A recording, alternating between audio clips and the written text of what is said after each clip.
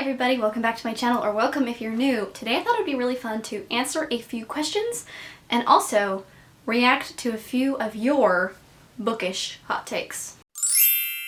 I asked over on my Instagram, which is at bloom_journals, for some questions and some hot takes.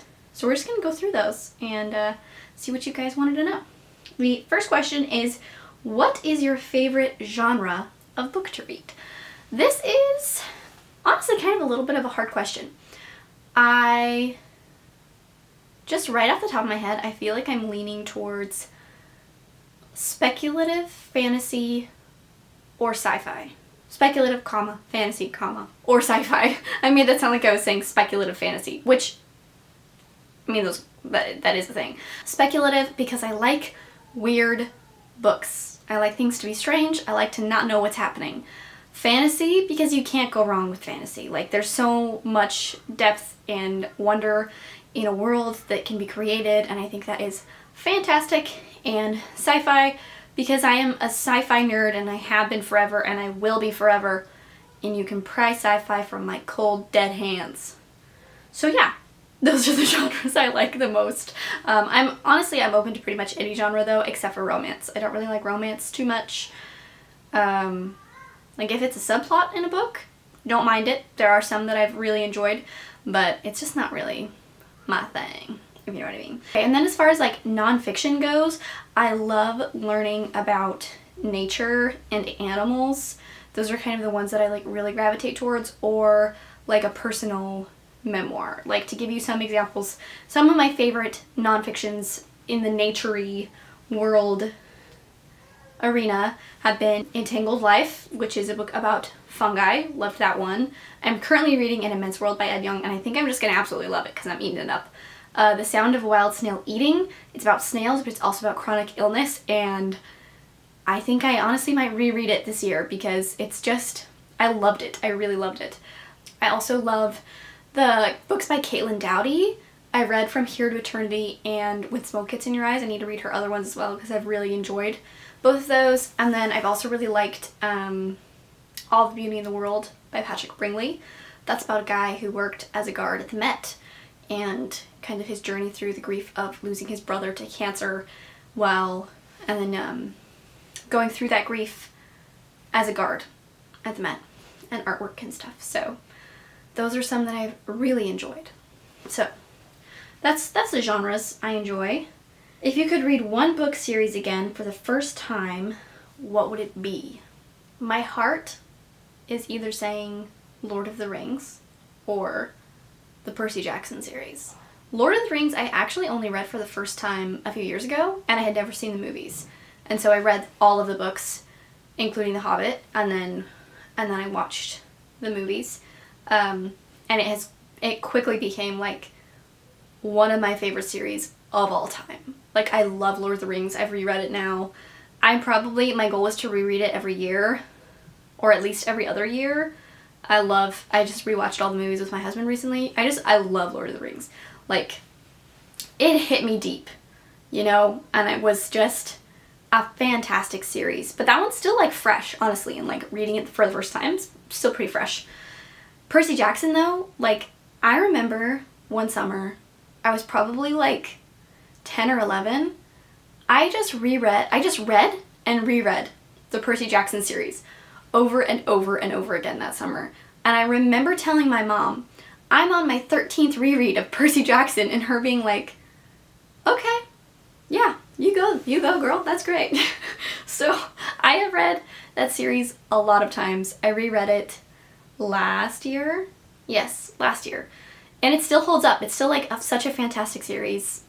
You can't go wrong. You can't go wrong with some Percy Jackson, and that's the truth. What is your least favorite 5-star read? Okay. Let's open Goodreads. Let's see, my books read. Let's sort this by rating. Okay, let's see. My least favorite 5-star read. This is such a hard question because if I gave it 5 stars, that means I loved it. But my least favorite out of all of these. Okay, just kind of scrolling through some of these and seeing like if they've stuck with me. I would say what has stuck with me the least, and then I honestly forgot I rated 5 stars, was These Violent Delights and Our Violent Ends. That's Romeo and Juliet retellings by Chloe Gong. I do remember really enjoying those, but I forgot that I gave them both 5 stars. I feel like if I read them now, I would have given them 4 stars, because I think I'm a little bit pickier about what I give 5 stars, just because sometimes I'm like I realized I haven't given anything 5 stars this year so far, and it's not like I haven't liked the books I've read. It's just been like, nothing has been like, I love this. This is an amazing book. Either that or The Girl Who Drank the Moon by Kelly Barnhill, just because I don't really remember that much about it, but I do know that I really liked it. So take that as you will, I guess. Do you have a list of books for someone getting back into reading for the first time in forever? That is a fantastic video idea. You know what? I'll make that into a video. Stay tuned for that. I'll make that into a video. But off the top of my head, some books that I've read in the past couple years that I really loved. Piranesi by Susanna Clarke. This book is very strange. You are in this kind of like labyrinth of halls with a character named Piranesi. The halls have water in them. They're flooded. He is surviving, and there's another man who he calls the Other, I think. And you're just kind of trying to figure out what the situation is, and it's very strange. It's very dreamlike. I absolutely love that book. Station 11 by Emily St. John Mandel. I really enjoy both Station 11 and Sea of Tranquility by Emily St. John Mandel. I found her writing is absolutely beautiful. They are both books following pandemics, which is always interesting to read about in our landscape of current times and what we've been through. Both of those books follow pandemics, groups of people, various characters trying to figure out how to live, and they're both very like meditative. Like, they make you think, they make you ponder about your life, what you are grateful for, how things would be different if certain things happened, and that's something that I really, really enjoyed. Let's see, is there anything else that I would think of like right off the top of my head? If you like classics, The Grapes of Wrath and Animal Farm, both fantastic. Animal Farm is pretty short. You could read that one pretty fast. The Grapes of Wrath is long, but it's amazing. And if you want to try nonfiction, The Sound of a Wild Snail Eating by Tessa, who's that by? Tessa Tova Bailey? Is that right? Hold on, let me double check. Elizabeth. Why did I think her name was Tessa? I don't know. Elizabeth Tova Bailey is who wrote that. Amazing. I loved that book. Again, I already mentioned it in this video. I might reread it because I loved it so much. So those are all the questions. Let's jump into the hot takes. Hot take number 1. Not every romance has to have spice. I prefer closed-door romances anyways. Oh, always. Same. I agree. I'm against spice in books. You know, if that's your life, if that's the way you live, if that's what you enjoy, go for it. It's your life, not mine. I'm not here to police you on what you do. I don't enjoy it. And I think that there's been a really interesting shift, and there's been a lot of dialogue around this, but just to throw my 2 cents in there, I think that there's been a really interesting shift with the popularity of TikTok and the books that TikTok like really makes explode. I think a lot of those books only got popular because of the amount of sexual content in them. I know that's a hot take. That's a hot take in and of itself. But I think that it's very disappointing to see authors coming forward with their work saying, this is a new book that I created, they spent so much time, and people, the only question people have is there spice in it? How much spice is in there? Tell me about the spice. And maybe that author doesn't want to write spice in their books, and they're like, oh, there is none, and then people are like, oh, I'm not going to read it then. And I just think that really diminishes an author's work and an author's value, if that's the only thing you put value in. So I totally agree with that. Charlotte Lucas was making some good points. #spinsters. That's really funny. If you don't know, that's referring to Pride and Prejudice by Jane Austen.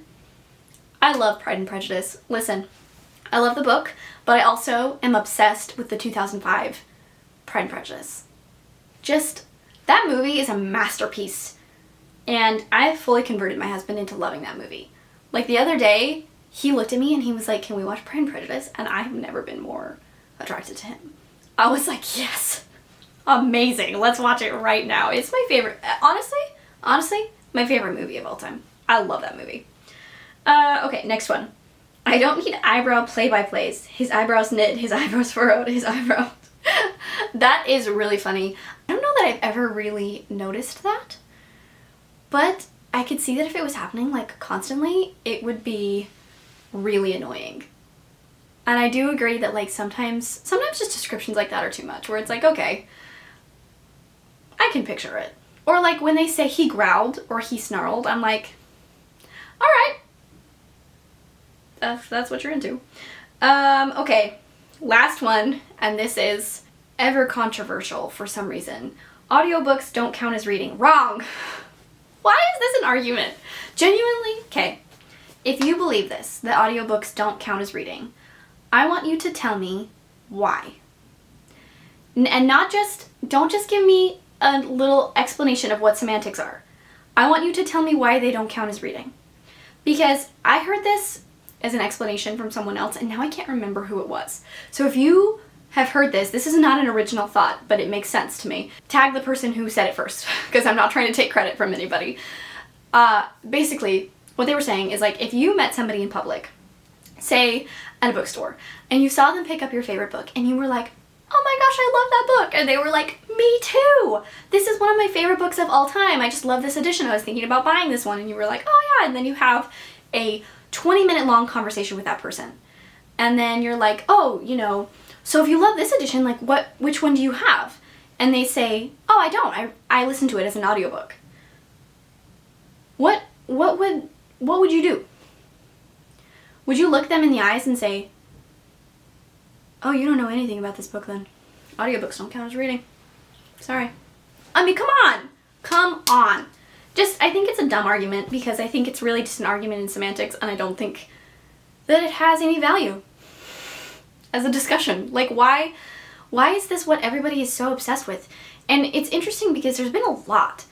Like, there was that, John Green, was it John Green or Hank Green? One of the Green brothers made a video about it, basically saying kind of similar, like, you know, why does semantics matter so much in this? I just don't really understand why this is such a big argument. And like, really, if you genuinely believe that, I want you to tell me why. And I don't want you to say, oh, because if you're saying that you read something, you need to be reading it physically with your eyes.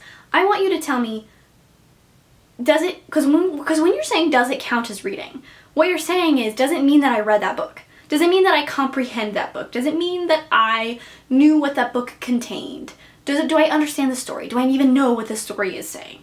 That's what you're saying when you're saying audiobooks don't count as reading. You're saying, oh, you don't know what the story is then. Right? I mean, come on. Anyway, I could get really fired up about that. Also because my husband is legally blind. He doesn't have any peripheral vision. He has a very small amount of central vision left.